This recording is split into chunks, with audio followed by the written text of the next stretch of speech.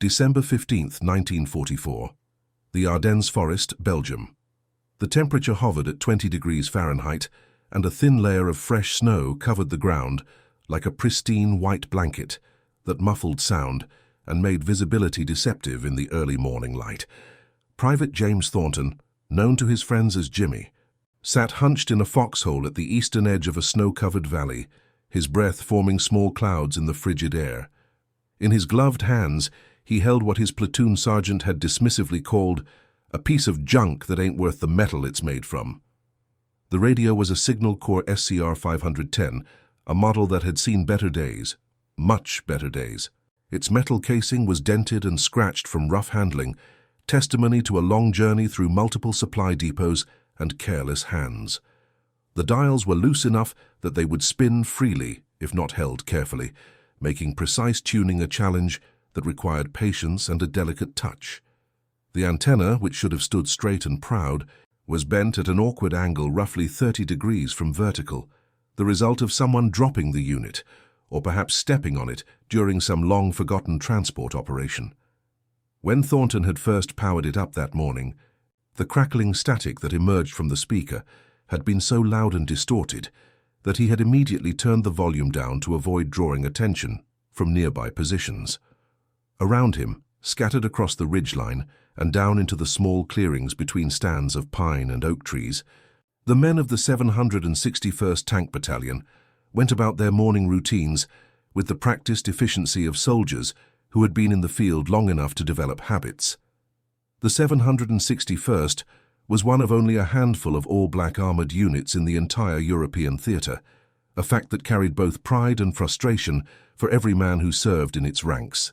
They prepared for what they thought would be another quiet day of supporting white infantry divisions who barely acknowledged their existence, units that would accept their help when needed, but would never fully accept them as equals or brothers in arms.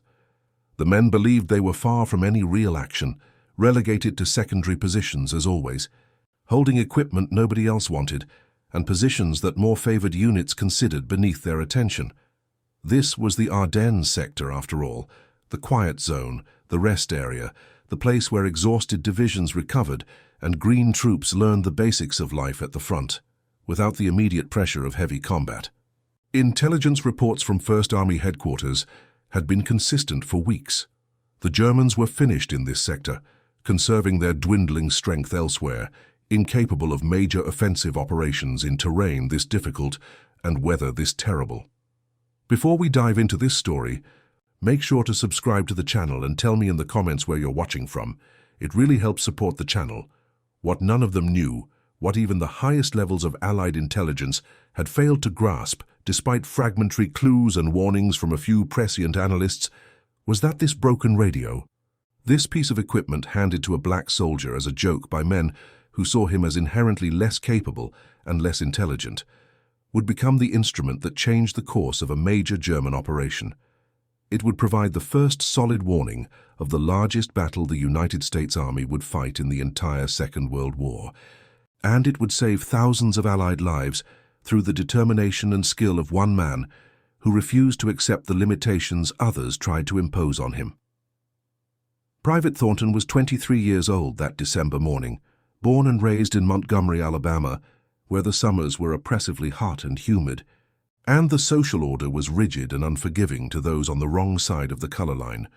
He was the son of a railroad maintenance worker named Samuel Thornton, a man who had spent 30 years keeping tracks level and signals working for the Louisville and Nashville Railroad, and a schoolteacher named Mary Thornton, who taught at one of the segregated black elementary schools that operated with a fraction of the funding and resources provided to white schools in the same city.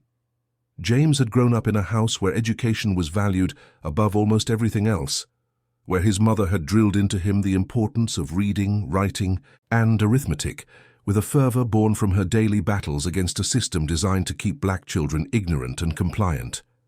He had enlisted in the Army in April of 1942, just 5 months after the attack on Pearl Harbor had transformed America from an uncertain neutral into a fully committed belligerent in a global conflict. His motivations for enlisting were complex, woven from multiple threads that he himself did not fully understand even as he raised his right hand and took the oath. Part of it was patriotism, a genuine love for his country, despite all its flaws and injustices. He believed, with the optimism of youth, that America could live up to its stated ideals if enough people fought for those ideals, both on the battlefield and at home. Part of it was a desire to prove something, both to himself and to the white society that surrounded him, with constant messages about his supposed inferiority.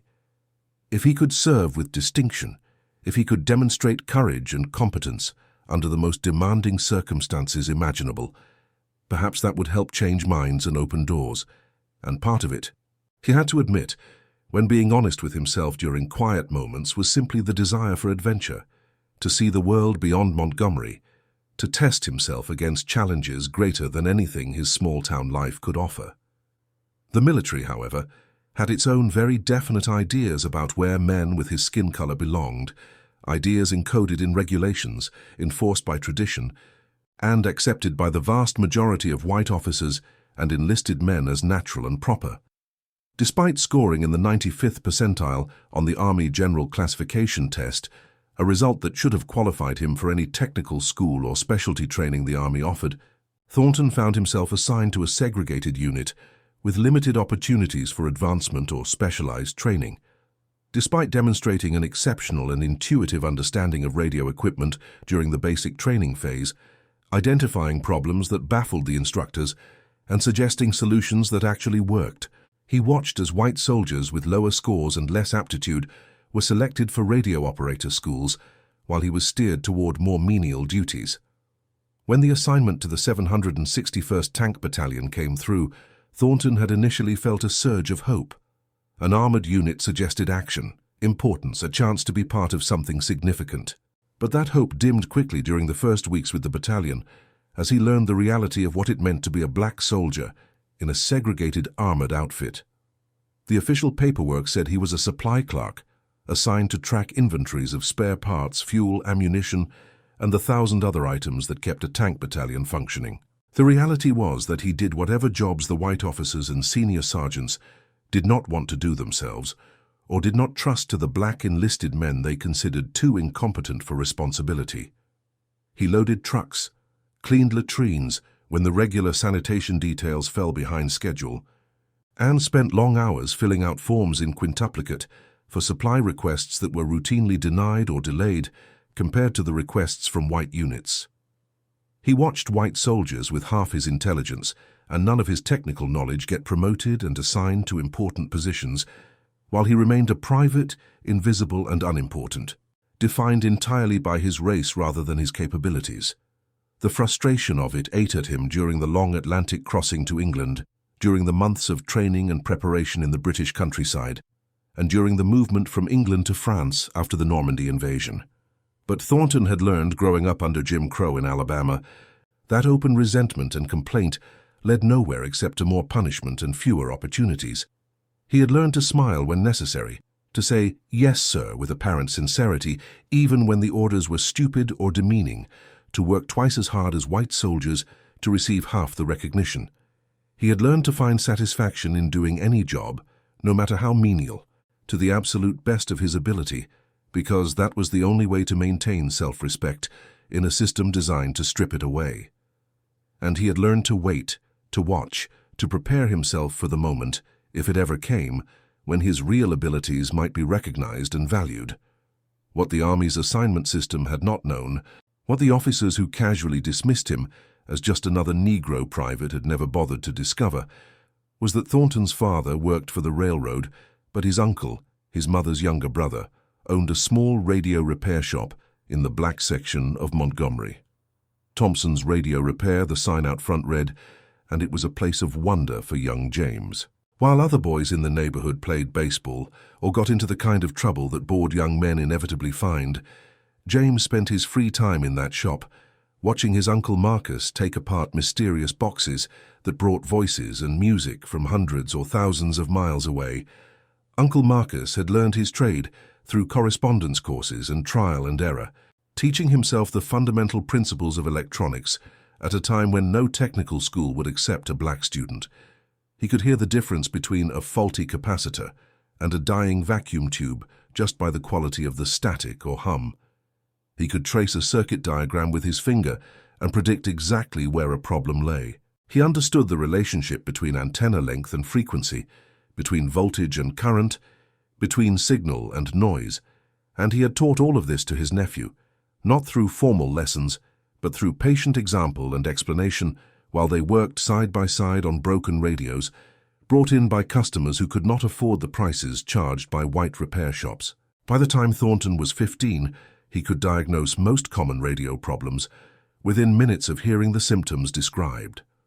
By 17, he was building crystal radio sets from salvaged parts, simple receivers that worked without electricity, pulling voices from the air through nothing more than a coil of wire, a crystal detector, and an antenna strung between two trees. By 19, when he enlisted, he had a knowledge of radio technology that exceeded that of many professional radiomen, a knowledge acquired not through books and classes, but through thousands of hours of hands-on work with actual equipment. The Army's testing system had identified his aptitude, but the assignment system had ignored it, and the result was that one of the best natural radio operators in the entire Army found himself working as a supply clerk because the men making decisions about assignments could not see past his skin color to his actual capabilities. It was a waste of human potential on a grand scale, multiplied by tens of thousands across the segregated military, and it would take a combination of desperate circumstances and one man's refusal to be limited by others' expectations to temporarily overcome that waste. The 761st had arrived in Europe in October of 1944, equipped with M5 Stuart light tanks that were already considered obsolete by the standards of late-war armored combat.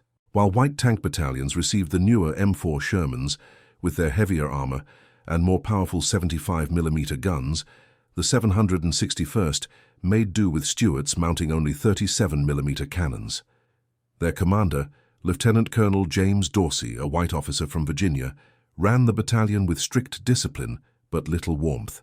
Dorsey believed in doing his duty, which meant keeping his black tankers combat-ready. But he shared the common prejudice of the era that these men were ultimately inferior soldiers who required constant supervision. On the morning of December 15th, the battalion occupied positions along a thinly held section of the Allied line in the Ardennes. Intelligence reports suggested this area was quiet, a rest sector where exhausted divisions could recover and green units could acclimate to combat conditions.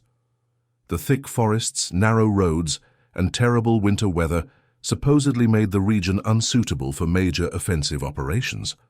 First Army Headquarters, confident in these assessments, had concentrated most of its strength to the north and south, leaving the Ardennes covered by a patchwork of understrength divisions. Private Thornton's assignment to radio duty came about through a combination of mockery and practical necessity. The battalion's primary radio operator, Corporal Davis, had come down with severe pneumonia and been evacuated to a field hospital. Someone needed to monitor the communications net, and Sergeant William Hicks, the platoon sergeant, decided this was an excellent opportunity for what he considered humor.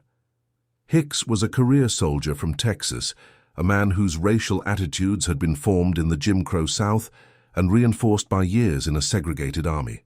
He retrieved the oldest, most damaged radio in the battalion's inventory, a Signal Corps SCR 510 that had been dropped, water-damaged, and generally abused to the point that the unit's white communications officer had recommended it for salvage.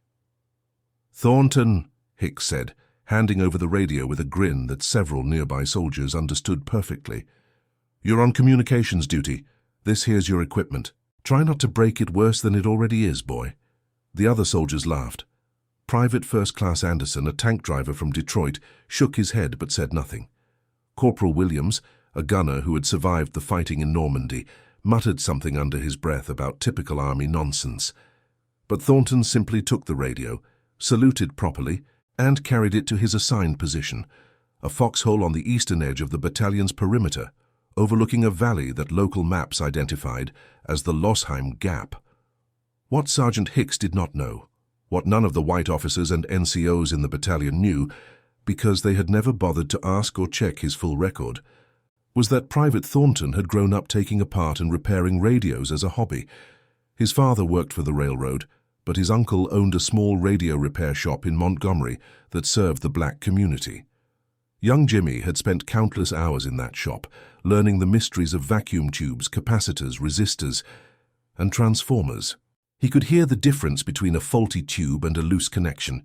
He understood signal propagation, antenna theory, and frequency interference. The Army's tests had identified his aptitude, but the assignments board had ignored it, and now he sat in a frozen foxhole with a radio that other men considered garbage. Thornton spent the first hour examining his equipment methodically. The antenna was bent, which affected reception, but it was still functional. 2 of the vacuum tubes showed signs of age and would need replacement eventually, but they still glowed when he powered up the unit. The real problem was a loose connection in the receiver circuit that caused the terrible static, and a misaligned dial mechanism that made tuning difficult. Using a small toolkit he had assembled from salvaged parts and a few items his uncle had mailed him from Alabama, Thornton began making adjustments. He carefully bent the antenna back into proper alignment, used a bit of solder wire to reinforce a cracked connection, and cleaned the dial contacts with a strip of cloth dipped in alcohol he acquired from the battalion's medical supplies.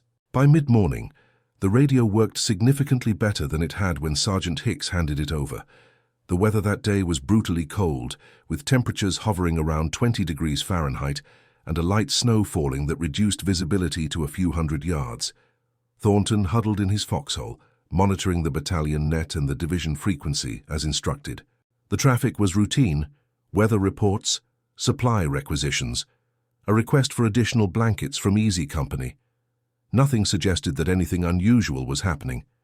At approximately 1300 hours, Thornton heard something on his radio that was not supposed to be there. It was faint, almost lost in the atmospheric noise that plagued all radio communication in bad weather. But his trained ear caught it. Voices speaking German. He adjusted the tuning carefully, trying to clarify the signal without losing it. The voices grew slightly clearer. They were using proper military radio procedure, call signs and confirmation codes, discussing movement coordinates and timing. Thornton listened intently, his German limited but sufficient to catch certain words. Battalions.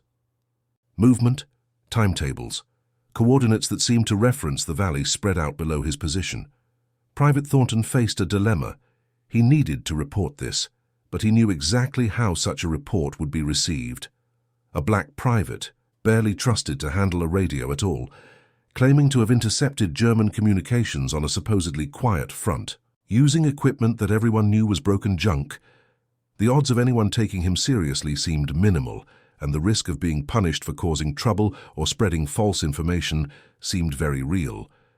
In the segregated army of 1944, black soldiers had learned to be extremely careful about challenging the assumptions of white officers.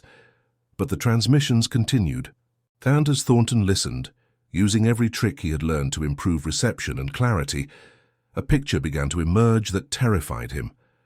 Multiple German units were coordinating movements.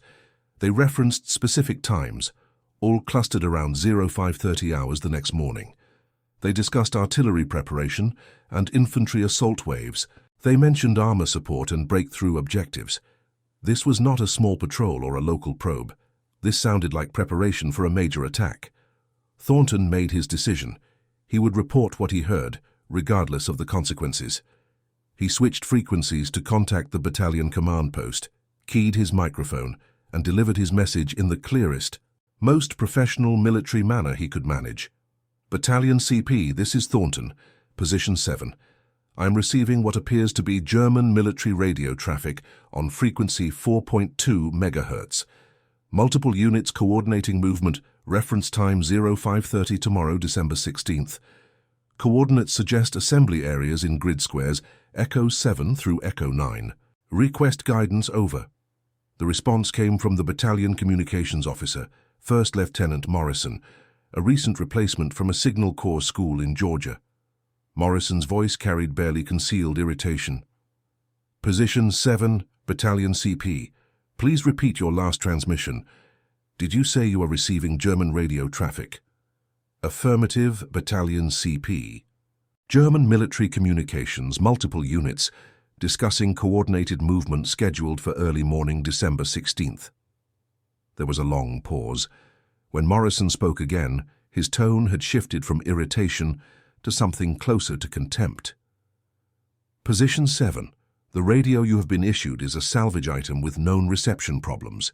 You are almost certainly hearing atmospheric interference or crosstalk from our own units. The Ardennes sector is classified as quiet.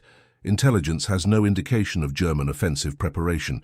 Maintain your assigned watch and report actual tactical information only. Battalion CP out. Thornton stared at his radio, frustration and anger warring inside him.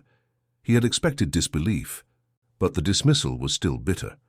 The lieutenant had not asked for more details, had not requested the specific frequency or any translation of the German transmissions. He had simply rejected the report out of hand, in a way that Thornton knew had as much to do with who was making the report as with what was being reported. For the next several hours, Thornton continued monitoring both the battalion net and the German frequencies. The German traffic intensified as the afternoon progressed. He heard references to specific unit designations that his limited knowledge of German military organization suggested were division-level commands. He heard weather discussions and questions about road conditions. He heard logistical coordination about fuel supplies and ammunition distribution. Every piece of information added to his growing certainty that something massive was being prepared. At 1600 hours, Thornton tried again. This time he requested to speak directly to the battalion intelligence officer, Captain Richards. The request was denied. Lieutenant Morrison informed him curtly that he was cluttering the radio net with nonsense and needed to maintain proper communications discipline. As darkness fell and the temperature dropped further, Thornton sat in his foxhole, listening to the Germans organize what he now believed was a full-scale offensive, unable to convince anyone in his own chain of command to take him seriously. He thought about simply leaving his position and walking to the battalion command post to report in person, but that would be abandoning his post, a court-martial offense. He thought about telling the other black soldiers in nearby positions, but what could they do? They had even less credibility than he did. Then, at approximately 1900 hours, something changed. A new German voice came on the frequency, speaking with an authority and clarity that suggested a very senior officer. Thornton adjusted his radio carefully, maximizing the signal strength. The German officer was issuing final confirmation orders. Thornton caught specific words and phrases. Wacht am Rhein, watch on the Rhine, all units. Total surprise, break through to Antwerp. And then, most chillingly, coordinates that Thornton recognized with absolute certainty. The valley below his position, the Losheim Gap, was mentioned specifically as a primary breakthrough point. The German officer stated that the attack would begin with a massive artillery barrage at 0530 hours, followed immediately by infantry assault, with armored spearheads exploiting the breakthrough by 0700 hours. Thornton made a decision that went against every instinct of self-preservation he had developed as a black man in the segregated South and the segregated army. He switched to the division command frequency, a net he was not authorized to use, and began transmitting his report directly to division headquarters, bypassing his entire chain of command. This was a violation of radio procedure that could result in severe punishment, but he no longer cared. If what he had heard was accurate, thousands of American soldiers were about to be hit by a surprise attack at dawn, and someone needed to listen. Division CP, this is Private James Thornton, 761 Tank Battalion, Position 7. I am transmitting on emergency override protocol. I have intelligence of imminent German offensive action. Request immediate contact with division intelligence staff. The response came within seconds, but not from division headquarters. It came from Lieutenant Colonel Dorsey, the battalion commander, and his voice shook with rage. Thornton, this is Colonel Dorsey. You are in violation of communications protocol. You will cease transmitting immediately and report to the battalion CP under guard. That is a direct order. But before Thornton could respond, another voice cut into the frequency. This one was calm, educated, and carried unmistakable authority. Colonel Dorsey, this is Colonel Stewart, Division Intelligence. Stand by. Private Thornton, this is Colonel David Stewart. I need you to provide all information you have regarding German radio traffic. Take your time and be as specific as possible. What Thornton did not know, could not have known, was that Colonel Stewart was one of the few intelligence officers in First Army who had been arguing for weeks that the Ardennes was vulnerable to a German attack. Stewart had analyzed the disposition of Allied forces, noted the thin coverage in the sector, and warned that the Germans might attempt a desperate offensive before winter made major operations impossible. His warnings had been largely dismissed by higher headquarters, but he had maintained his vigilance. And when an unauthorized transmission from a black private mentioned German offensive preparations, Stewart recognized it might be the confirmation he needed. Thornton provided everything: the frequency, the approximate number of distinct German units he had identified based on call signs and transmission patterns, the timeline, the specific mention of the Losheim Gap, the reference to Wacht am Rhein, which Stewart immediately recognized as a German codename that intelligence had intercepted in fragmentary form but never fully understood. The artillery preparation schedule, the breakthrough objectives. Stewart asked precise questions. Could Thornton distinguish between different types of German units based on their communications protocols? Yes, Thornton could identify what seemed to be infantry divisions versus armored units, based on the technical terminology and movement speeds they discussed. Could he estimate the strength involved? Thornton hesitated, then offered that, based on the number of distinct command frequencies and the coordination level, it seemed to involve multiple corps, possibly an entire army group. Stewart's voice remained calm, but Thornton detected an undercurrent of intense concern. "Private Thornton, I need you to maintain your current position and continue monitoring those German frequencies. Document everything you hear. I am dispatching a signals intelligence team to your location immediately with proper recording equipment. Can you maintain this intercept capability?" "Yes, sir. The radio is functioning adequately for reception on these frequencies." "Outstanding. You may have just provided us with the first solid intelligence on what could be a major enemy offensive. Continue your monitoring and report any changes immediately to this frequency. Division intelligence out." The line went silent, but Thornton knew his world had just changed irrevocably. Within minutes, Lieutenant Colonel Dorsey was back on the battalion net, his tone completely different. "Thornton, this is Colonel Dorsey. Disregard my previous order. You are to remain at your current position and continue your monitoring duties. A division intelligence team is en route to your location. Acknowledge." "Acknowledged, sir. Remaining in position and continuing monitoring." Over the next 6 hours, as midnight approached and the temperature dropped to 15 degrees, Thornton sat in his foxhole, listening to the Germans finalize their plans for the attack that history would remember as the Battle of the Bulge. The signals intelligence team arrived at 2200 hours, 3 specialists led by a captain, who looked at Thornton with undisguised surprise when he realized the intercept operator was a black private using salvaged equipment. But surprise quickly turned to professional respect as Thornton demonstrated his capability, tuning the radio to multiple German frequencies, identifying distinct command networks, and providing translations of key phrases and terminology. The intelligence captain, whose name was Brennan, set up sophisticated recording equipment and a better antenna system, but he insisted that Thornton remain the primary operator. "You know these frequencies and you've established the pattern recognition," Brennan explained. "We need your ears on this." Through the long, freezing night, Thornton and the intelligence team documented the final German preparations. They identified units from the 5th and 6th Panzer Armies and the 7th Army.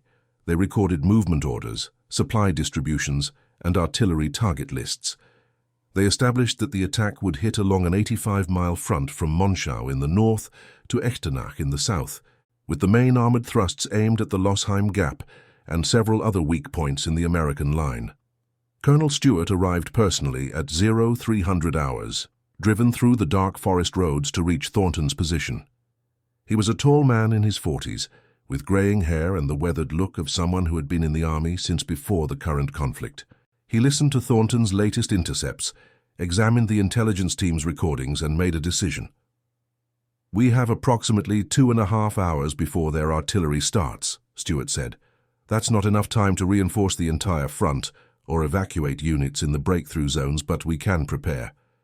"Captain Brennan, Get all of this information to 1st Army Headquarters immediately. Priority flash traffic.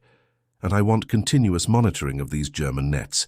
If their timing changes, we need to know instantly." He turned to Thornton, and there was something in his expression that the private had never seen before from a white officer. Respect. Genuine, unqualified respect.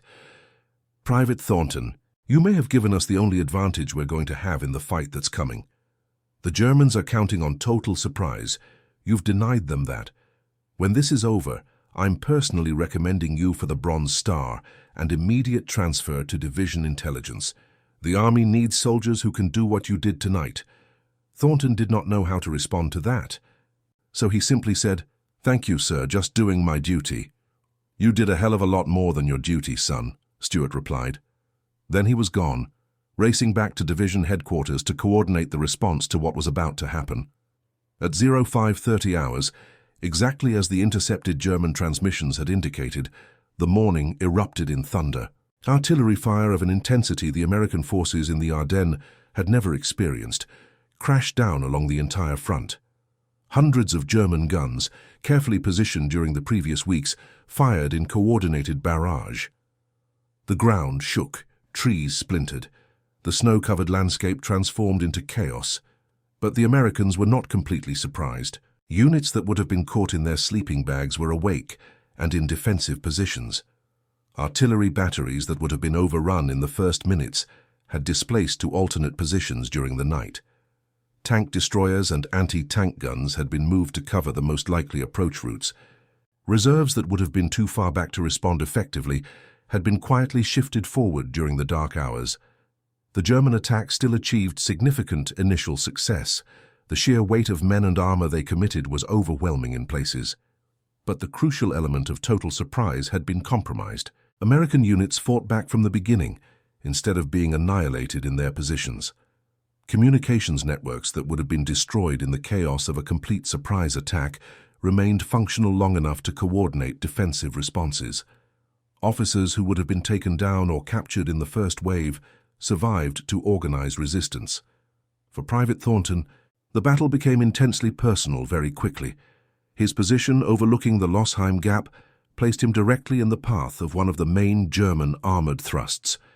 At 0700 hours, exactly on the schedule he had intercepted, German tanks began moving up the valley below. Thornton counted them by their engine sounds in the fog and snow. 20, 30, 40 tanks, plus countless infantry in half-tracks and trucks. This was not a probe. This was a breakthrough force intended to punch through the American line and drive deep into the Allied rear areas.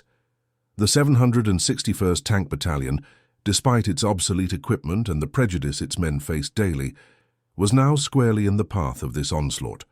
Lieutenant Colonel Dorsey, whatever his personal racial attitudes, was a professional soldier who understood his duty. He deployed his companies into defensive positions along the ridges overlooking the Losheim Gap, using the terrain to offset his tank's inferiority in armor and firepower. Thornton remained at his radio position, now functioning as a critical link between the battalion and division headquarters. His intercept capability had become even more valuable during the battle, because he could hear German commanders coordinating their movements and relay that information to American forces. When he heard German armor commanders discussing a flanking movement through a secondary valley, he reported it immediately, and American tank destroyers were repositioned to meet the threat. When he intercepted orders for German infantry to infiltrate through the forest to cut off an American company, he warned the unit in time for them to establish a defensive perimeter. The battle for the Losheim Gap raged for 3 days. The 761st fought with a desperation and skill that surprised the German commanders, who had expected to brush aside what intelligence briefings had described as inferior Negro troops. The black tankers held their positions far longer than anyone had thought possible, trading their light Stuart tanks for time and casualties among the German armored spearheads. When a Stuart's 37mm gun could not penetrate a German Panther's frontal armor, the crews learned to wait for flank shots or target tracks and optics. When they ran out of armor-piercing ammunition, they switched to high-explosive rounds and targeted German infantry and support vehicles. Private Thornton watched his battalion bleed itself to hold that valley. He saw tanks burning in the snow. He heard desperate radio calls from crews trapped in disabled vehicles. He relayed fire missions for artillery support that came too late or too weak to stop the German advance. And through it all, he continued his intercept work, providing intelligence that helped American forces across the entire Ardennes sector respond to German movements. On the third day, Thornton intercepted a German transmission that changed the tactical situation in the Losheim Gap. A Panzer Division commander, frustrated by the stubborn American resistance and running low on fuel, was requesting permission to bypass the gap and seek a breakthrough route to the south. The transmission included specific route information and timing. Thornton immediately relayed this to Colonel Stewart at Division Intelligence, who coordinated with the units in the southern sector. When the German armored column attempted its maneuver, it ran directly into a prepared defensive line of tank destroyers and artillery. The ambush destroyed or disabled 27 German tanks and forced the entire division to retreat back through the Losheim Gap, where the survivors of the 761st were waiting. The counterattack that followed was less a planned operation than a spontaneous surge by exhausted men who suddenly saw their enemy vulnerable. The 761st, reduced to less than half its original strength, charged down from the ridges into the valley. German forces, caught between the tank destroyers to their south and the black tankers attacking from the north, broke. It was not a rout. German soldiers were too professional for that, but it was a definite retreat.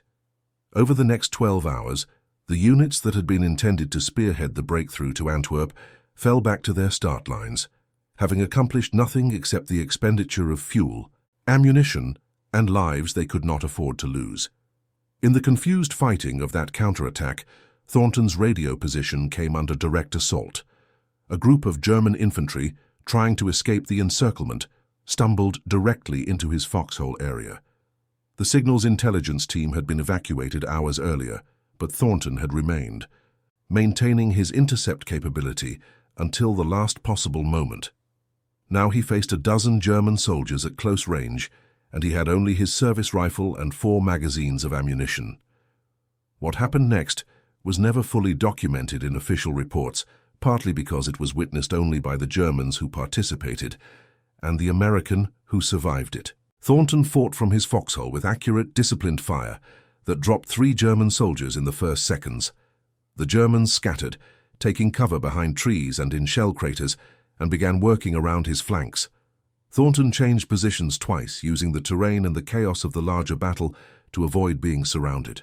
He wounded 2 more Germans and forced the rest to keep their heads down while he worked his way back toward American lines. He was 50 yards from friendly positions when a German soldier rose from cover and took aim. The shot hit Thornton in the left shoulder, spinning him around and dropping him into the snow. He thought it was over. But then the distinctive sound of an American .30 caliber machine gun opened up, and the German position was shredded by concentrated fire. Hands grabbed Thornton and dragged him the final distance to safety. The hands belonged to Corporal Williams and Private Anderson, his fellow tankers from the 761st, who had seen him under attack and come out to bring him in. Thornton spent 4 weeks in a field hospital recovering from his wound. By the time he returned to duty in late January 1945, the Battle of the Bulge was essentially over. The German offensive had failed.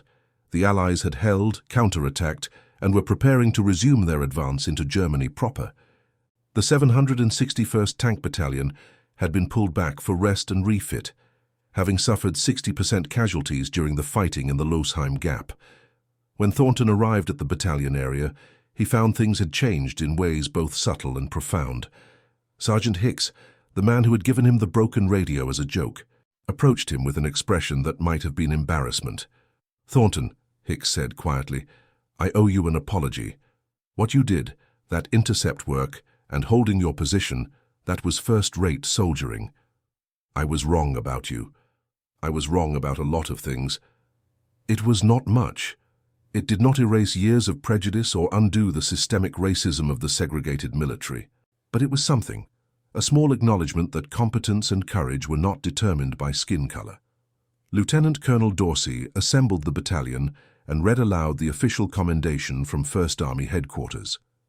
Private James Thornton was awarded the Bronze Star for valor for his intercept work and for his actions during the German infantry assault on his position. He was also awarded a promotion to sergeant and transfer to Division Intelligence as a signals intercept specialist. The citation specifically mentioned that his early warning had contributed to saving an estimated 2,000 Allied lives in the initial stages of the German offensive.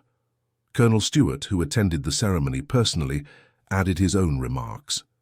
The Battle of the Bulge was the largest battle fought by the United States Army in World War II, Stewart said to the assembled soldiers.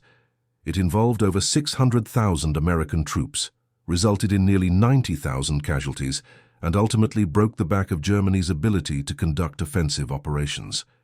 In battles of that scale, we often lose sight of individual contributions, of the specific moments when one soldier's action changed the course of events. Sergeant Thornton's intercept work was one of those moments.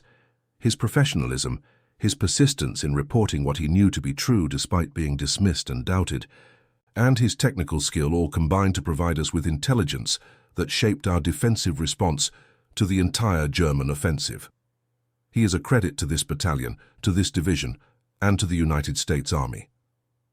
The soldiers of the 761st applauded, black men recognizing one of their own who had achieved something remarkable in a system designed to minimize their contributions. And watching from the side, several white officers from other units stood witness to something they had been taught their entire lives was impossible. A black soldier had outperformed them all when it mattered most. Thornton's transfer to Division Intelligence placed him in a unique position for the remainder of the war. He became part of a small, specialized team that monitored German communications, using his skills and experience to track enemy movements and intentions as the Allies pushed into Germany. He participated in the intelligence operations that supported the Rhine River crossings, the reduction of the Ruhr Pocket, and the final advance to the Elbe River. His work was classified and would remain so for decades, but within the intelligence community, he became known as one of the most effective intercept operators in the European theater. The story of the broken radio took on a life of its own within the 761st. It became a point of pride, a tale told and retold about the time when their unit had been given junk equipment and a soldier nobody believed in, and had used both to help stop the largest German offensive of the war. The radio itself was eventually recovered from Thornton's original position and became a semi-official mascot for the battalion, its bent antenna and scratched case badges of honor rather than marks of worthlessness. For Thornton personally, the experience transformed his understanding of what was possible. He had grown up in Alabama under Jim Crow laws that declared him inferior, in a society that limited his opportunities and aspirations at every turn. He had entered an army that institutionalized those same attitudes through segregation and discrimination. And yet, when the moment came, when the test was real and the stakes were survival itself, his competence and character had been sufficient. Not because anyone gave him permission or opportunity, but because he had taken the tools available, no matter how inadequate others thought them to be, and made them work. After the war ended in May 1945, Thornton remained in the army as part of the occupation forces in Germany. He continued his signals intelligence work, now monitoring Soviet communications as the Cold War began to emerge from the ashes of the World War. In 1948, when President Truman signed Executive Order 9871 desegregating the armed forces, Thornton was serving as a master sergeant in a signals intelligence unit in Frankfurt. The order did not immediately end all discrimination or prejudice in the military, but it began the process, and men like Thornton, with their proven records of excellence, became the evidence that contradicted every racist assumption about capability and intelligence. Thornton eventually retired from the Army in 1962 as a sergeant major, having served 20 years. He returned to Montgomery, Alabama, a city in the midst of the civil rights movement, and opened his own electronics repair shop. The skills he had learned in his uncle's radio shop, refined through years of military signals intelligence work, allowed him to build a successful business. He repaired televisions, radios, and eventually early computers. He hired young black men and women and trained them in electronics, providing opportunities that had been denied to his own generation. He rarely spoke about his war service, except when veterans' organizations asked him to address their meetings. When he did speak about it, he focused not on the drama of the battle or the medals he had received, but on a simpler message. He talked about the importance of doing your job well, regardless of how others perceived you or what they expected of your abilities. He talked about the value of technical education and mechanical skills, and he talked about a broken radio that nobody thought would work, that had been given to him as a joke, and how he had made it functional through knowledge and persistence. The historical significance of Thornton's contribution to the Battle of the Bulge remained largely unrecognized for many years. Official histories of the battle mentioned signals intelligence in passing, but rarely credited specific individuals, and the segregation of the army meant that black soldiers' contributions were often minimized or omitted entirely from mainstream accounts. It was not until the 1980s, when military historians began conducting detailed reviews of intelligence operations during the war, that Thornton's role became more widely known. Researchers examining the intelligence records from 1st Army Headquarters in December 1944 found repeated references to Intercept Source 761 that had provided critical early warning of the German offensive. Cross-referencing with unit records identified this as Private, later Sergeant, James Thornton. Interviews with surviving members of Colonel Stewart's intelligence staff confirmed the story. Captain Brennan, the signals intelligence officer who had worked with Thornton during the battle, provided a detailed written statement describing Thornton's technical abilities and the quality of intelligence he had produced. In 1994, on the 50th anniversary of the Battle of the Bulge, the Department of Defense conducted a comprehensive review of soldiers whose contributions had been overlooked or minimized due to racial discrimination. James Thornton, then 83 years old and still living in Montgomery, was invited to Washington, D.C. for a special ceremony. He was upgraded to the Silver Star for his actions during the battle, and he was honored by the Army Intelligence and Security Command as one of the pioneering figures in American signals intelligence. Representatives from the National Security Agency, the descendant organization of the military signals intelligence units Thornton had served in, acknowledged his role in establishing the standards and techniques that later intelligence professionals built upon. Thornton died in 2001 at the age of 80, having lived long enough to see his story finally recognized and to witness the election of Colin Powell as the first black Secretary of State and the advancement of black Americans into every level of American military and civilian leadership. His funeral in Montgomery was attended by veterans from multiple wars, intelligence professionals from several government agencies, and community members whose lives he had touched through his business and his mentoring of young people. The broken radio, the SCR 510 that Sergeant Hicks had handed to Private Thornton as a joke in December 1944, was eventually donated to the Smithsonian Institution's National Museum of American History. It sits in a display about the Battle of the Bulge, accompanied by Thornton's Bronze Star, his Silver Star, and a photograph of him in uniform, a young black soldier holding radio equipment and looking directly at the camera with quiet confidence. The placard explains the story briefly, how this damaged radio and the soldier, who refused to accept its limitations, contributed to denying the Germans the surprise they needed for their offensive to succeed. Military historians continue to debate the exact impact of Thornton's intelligence contribution. Some argue that the Germans would have been stopped regardless. That American numerical superiority and air power once the weather cleared would have been decisive even without advance warning. Others contend that the early warning allowed defensive preparations that prevented a complete breakthrough in the opening hours, and that those hours made the difference between a contained battle and a catastrophic collapse of the Allied front. The truth, as is often the case with complex historical events, lies somewhere between these positions. Thornton's intercept work was neither the sole factor in the Allied victory nor an irrelevant detail. It was one crucial element in a larger picture, significant precisely because it represented the kind of tactical intelligence advantage that changes outcomes in warfare.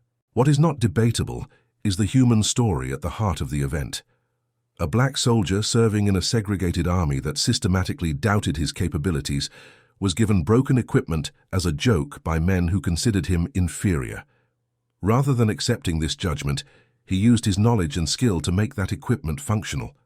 When he discovered intelligence that could save lives and change the course of a battle, he persisted in reporting it, despite being dismissed and doubted. When his position came under attack, he fought with courage and effectiveness. And in doing all of this, he demonstrated truths that the system he served in preferred to ignore. That competence is not determined by race. That intelligence and courage can be found in people that prejudice has trained others not to see, and that sometimes the most important contributions come from the most unexpected sources. The story of James Thornton and the broken radio became, over time, part of the larger narrative of how World War II began the process of breaking down racial barriers in American society. The military's experience with black soldiers who performed with distinction, when given the opportunity, provided evidence that supported the arguments for integration and equal opportunity. The contradiction between fighting a war against racist totalitarianism abroad while maintaining racial segregation at home became increasingly untenable, and the performance of soldiers like Thornton made it impossible to sustain claims of black inferiority with any credibility. For the men of the 761st Tank Battalion, the memory of what happened in the Losheim Gap remained a source of pride for the rest of their lives. They had been equipped with obsolete tanks, supported with inadequate resources, and expected to fail by many of the white officers and soldiers around them. Instead, they had held a critical position against overwhelming German forces for 3 days, suffered terrible casualties, and ultimately participated in throwing back the German offensive. Thornton's story was part of their larger story, an example of how the battalion had taken what it was given, no matter how insufficient, and made it work through skill, courage, and determination.